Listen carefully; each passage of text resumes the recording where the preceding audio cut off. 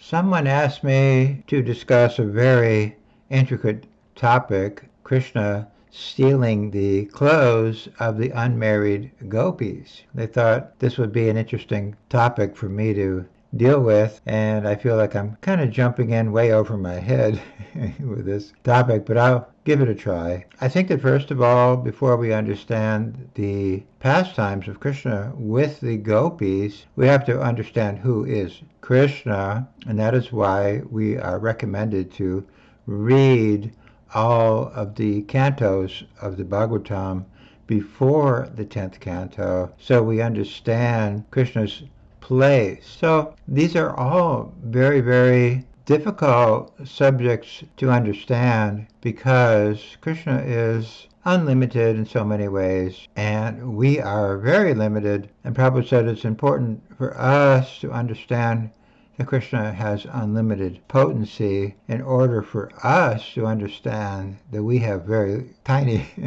fragmental, and limited potency. So we need to put everything in perspective, and that is basically what a pure devotee has. He has the right perspective. He understands he is just a very insignificant particle of Krishna, and he has very, very limited capacity, and therefore his role, his function, is to act as a subordinate to Krishna. So when we have a human form in the material world, whether we are here on this planet or the heavenly planets, we have a lot of fixation on sex desire or attraction between male and female. Now this originates from Krishna because Krishna has originally a male and female form, and they are attracted to each other. And so we become envious of Krishna, and we try to duplicate that by coming to the material world and having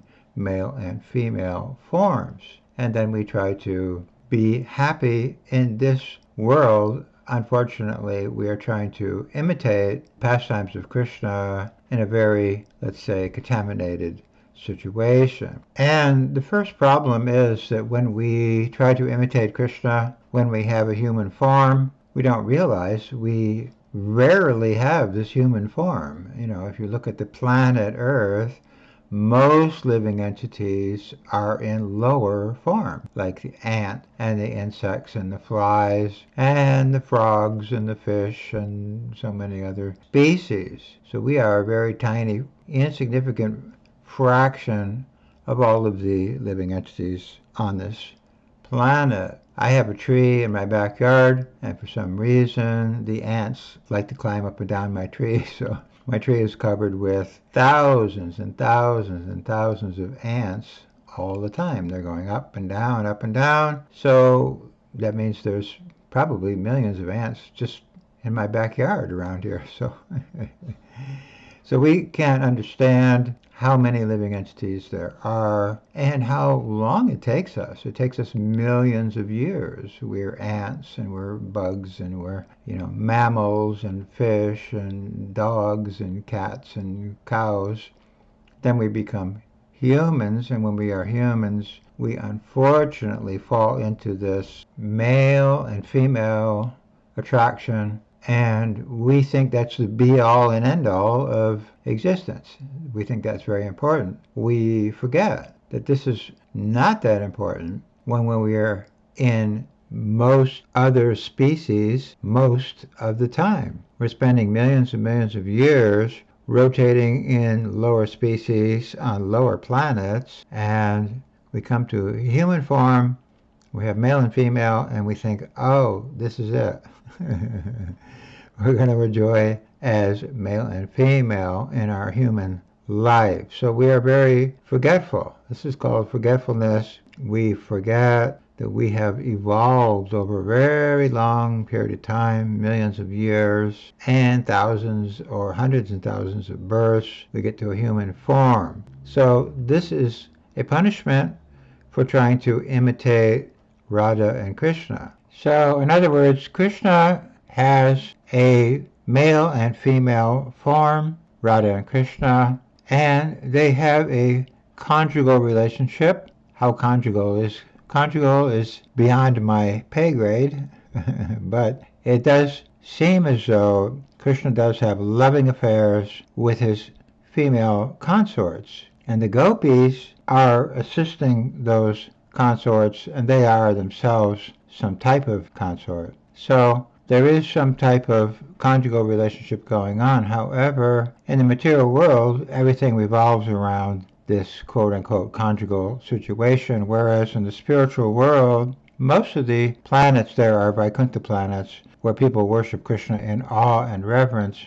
Therefore, the emphasis on the conjugal exchange is not manifesting in the Vaikuntha world. So the conjugal relationship is primarily going on Krishna Loka, which is the highest planet in the spiritual sky, and there are gopis, many millions of gopis, but there are also many millions and millions of cows. In fact, Goloka, the higher planet, means cow. Go means cow, so Goloka means a cow planet. So the conjugal is going on there, but so is everything else. Krishna has his friends, he has boyfriends, he has people like Mother Yasoda who think they are the superior to Krishna, and there are many other varieties of servants of Krishna, such as bees and plants and fish and his shoes, his flute.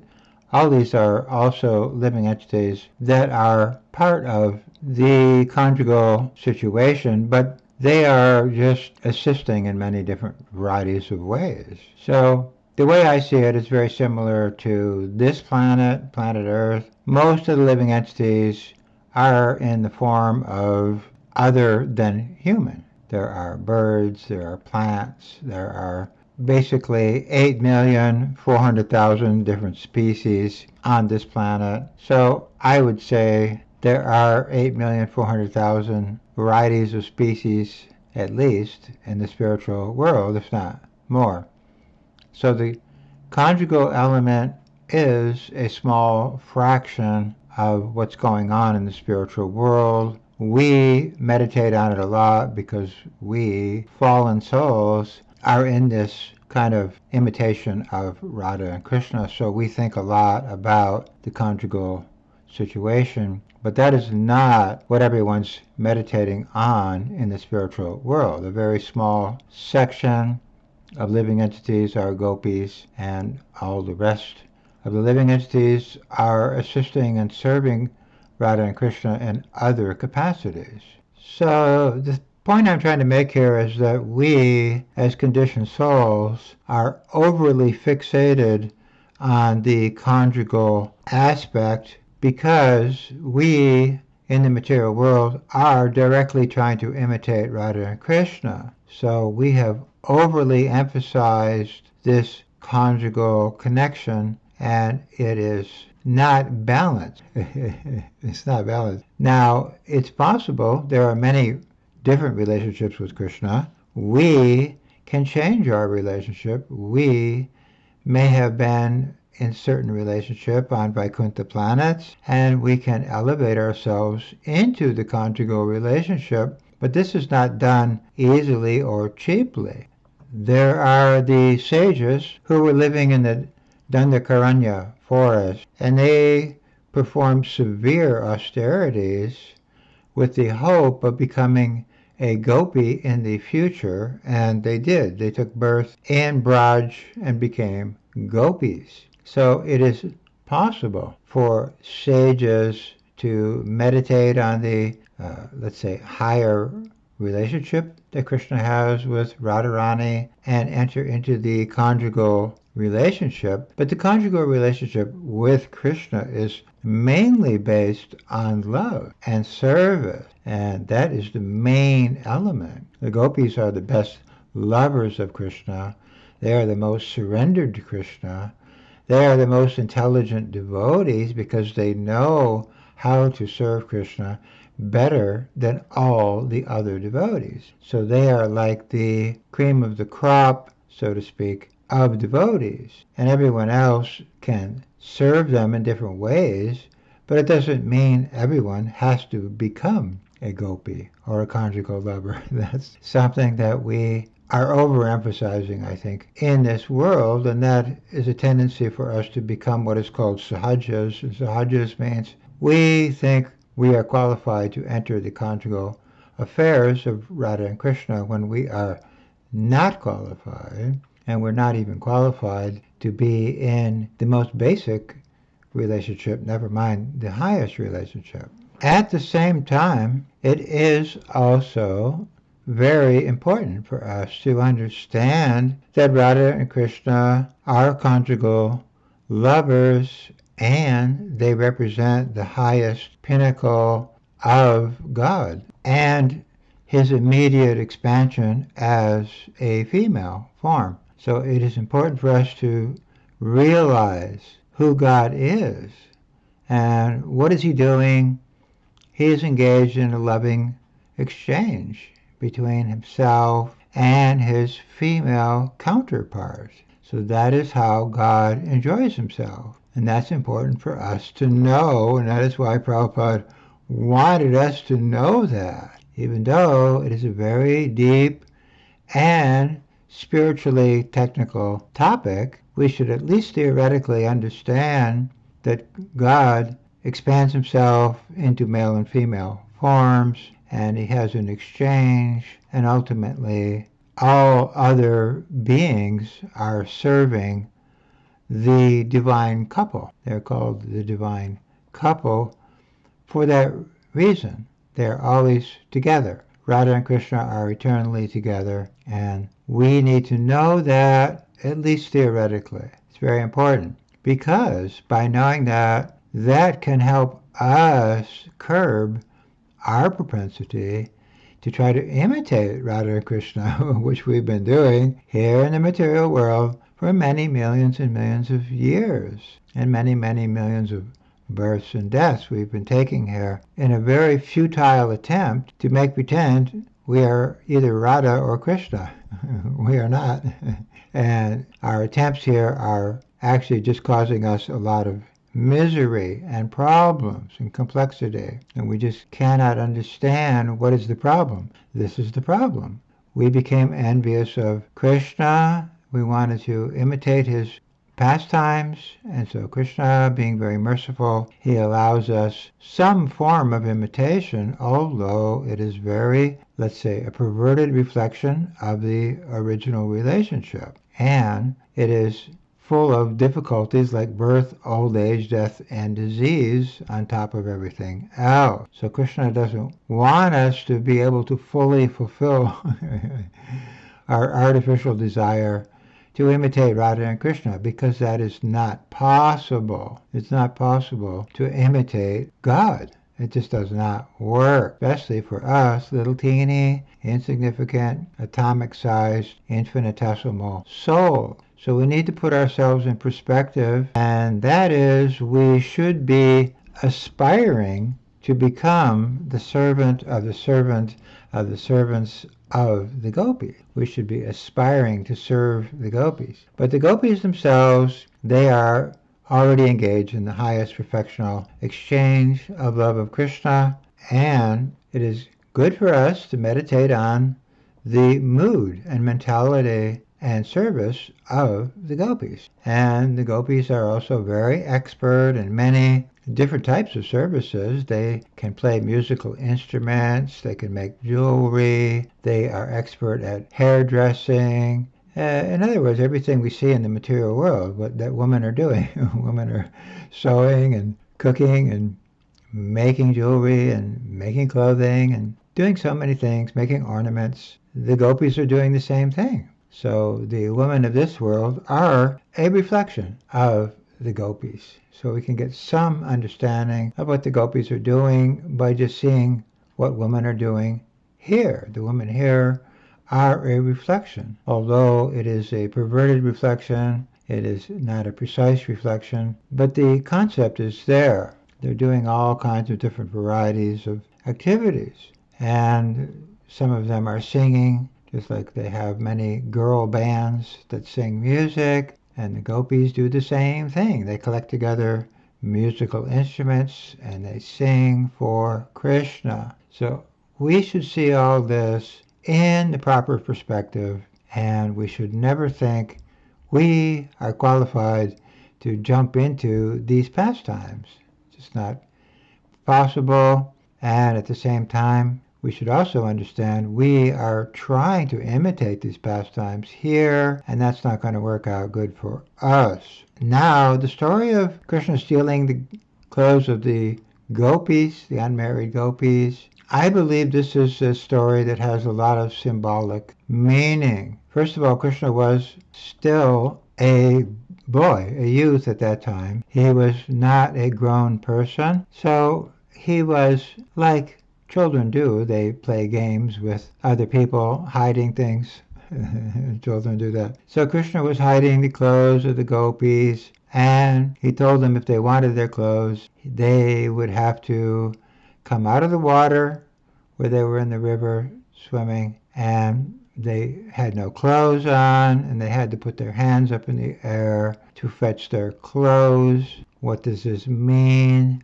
I think it means very symbolically that we, the souls, have to stand naked before God. There's even an English saying like that. You have to stand naked before God. So the gopis had to just completely surrender everything to get their clothes, but symbolically that means we, the souls, have to surrender everything. We have to surrender all of our material possessions and our material ego and our material mind, intelligence, and so on, and put our hands up in the air and just surrender to God. So I think this is symbolic, and it reminds me of the story of Draupadi. Similar thing, she was using her hands to try to protect herself when an attempt was being made to disrobe her, and she just put her hands up in the air and surrendered to Krishna, and then she was protected by Krishna. So I believe there's many layers to these kinds of stories which have very deep meanings and which could be discussed for a very long time. But the bottom line is the gopis wanted to be married to Krishna, and only a husband can see the wife naked, and so Krishna was seeing them naked, and in that way they indirectly became his wives at that time. So this is another layer of explanation on all this. And the gopis were worshipping goddess Katyayani, who is Durga, and they were praying that Krishna would become their husband.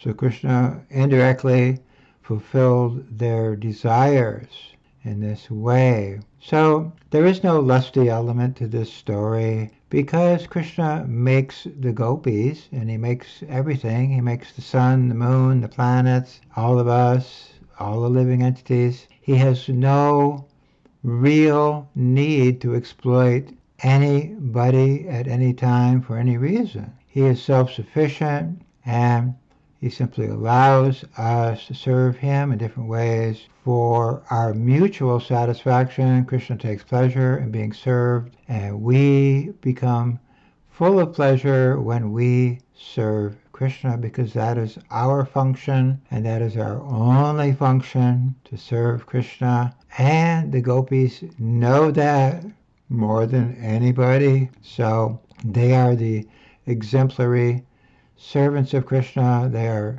fully surrendered, and we should learn from them that there's no use in hiding your material anything. You should put your hands up in the air, surrender to Krishna, and make him your Lord. And that is the, I believe, sum and substance of this story.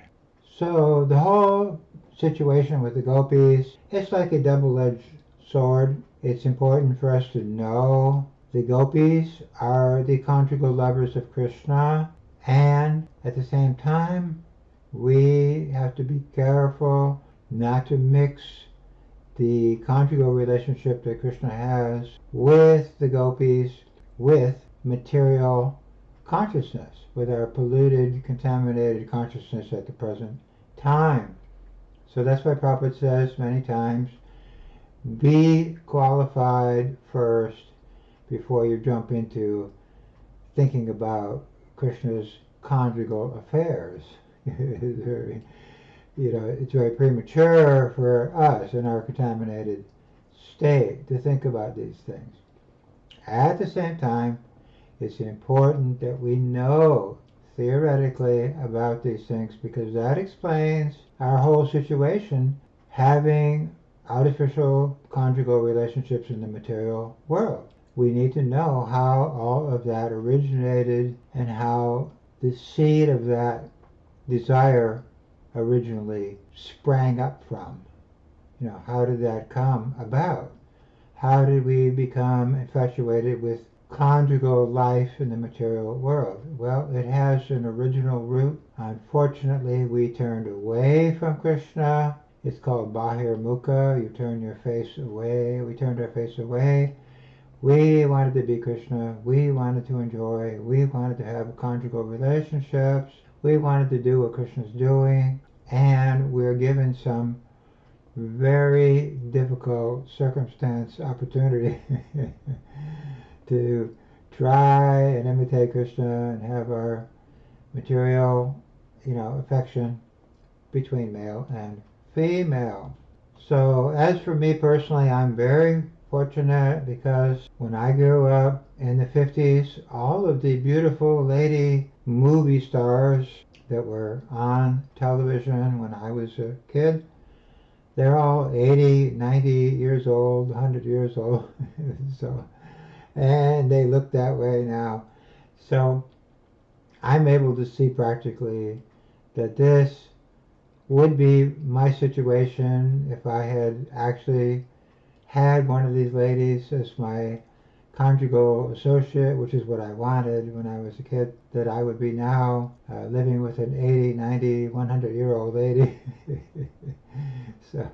So Krishna does that on purpose. He makes us understand our conjugal situation here is not going to work. It is contaminated, it is defective, and it is not meant to give us any lasting satisfaction for a reason, because Krishna wants us to turn back towards him and go back to our original state.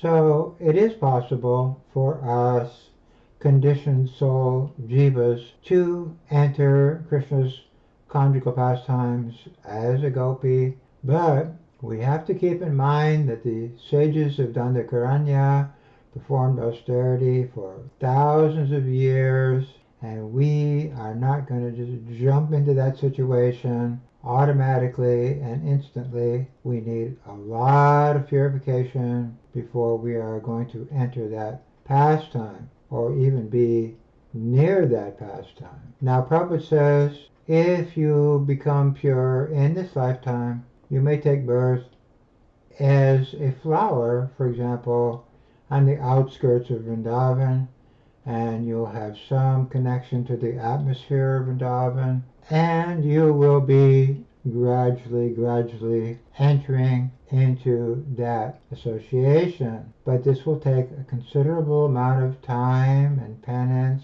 and patience and all the rest of it. So we can enter, we shouldn't be discouraged. We do have that ability. We are spirit souls, we are pure persons ultimately.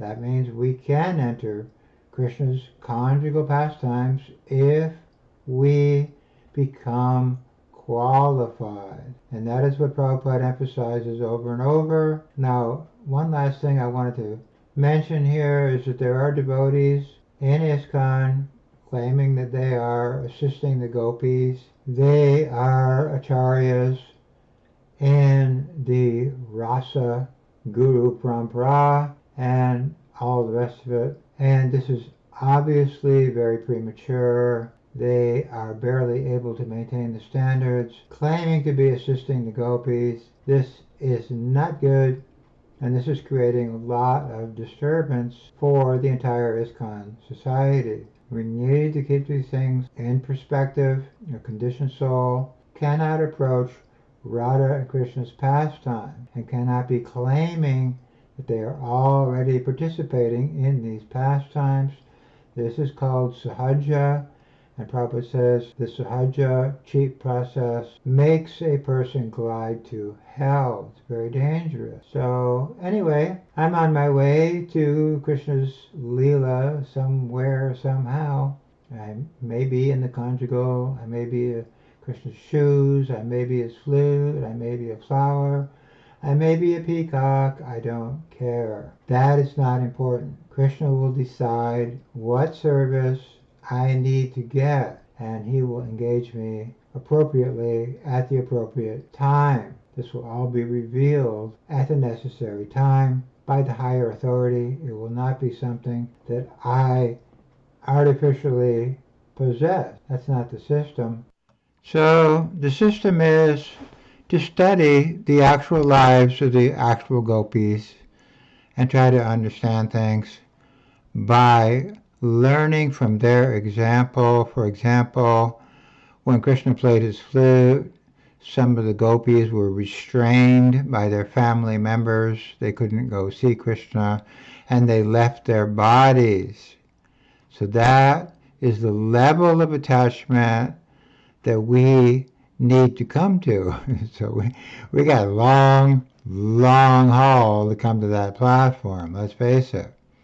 So these are lessons, and there's many layers and layers of lessons in these stories about the gopis. So we have to try to understand, and Prabhupada says a person who understands Krishna's conjugal pastimes will be free of material conjugal affection for material people, because he will have the right concept of what conjugal means in factual reality. But it's something, like I say, it's a double-edged sword. We have to be careful how we approach that topic so we don't mix up the spiritual with the material. Now, Krishna, he has no moral or immoral standard. He's on the absolute platform. If he does something, he steals the garments of the gopis, he kills all kinds of people in battles.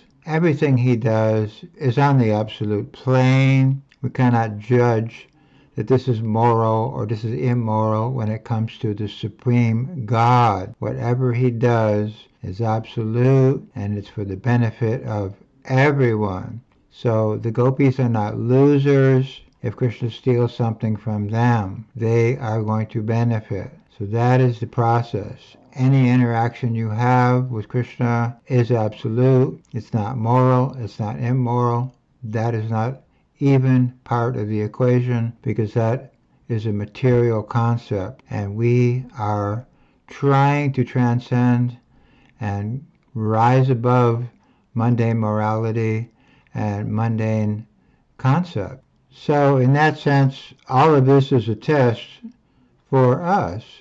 If we start to judge Krishna's conjugal pastimes from the platform of mundane morality, then that means we have locked ourselves out of understanding the transcendental position of Krishna and his pastimes. I hope this helps. Hari Bol.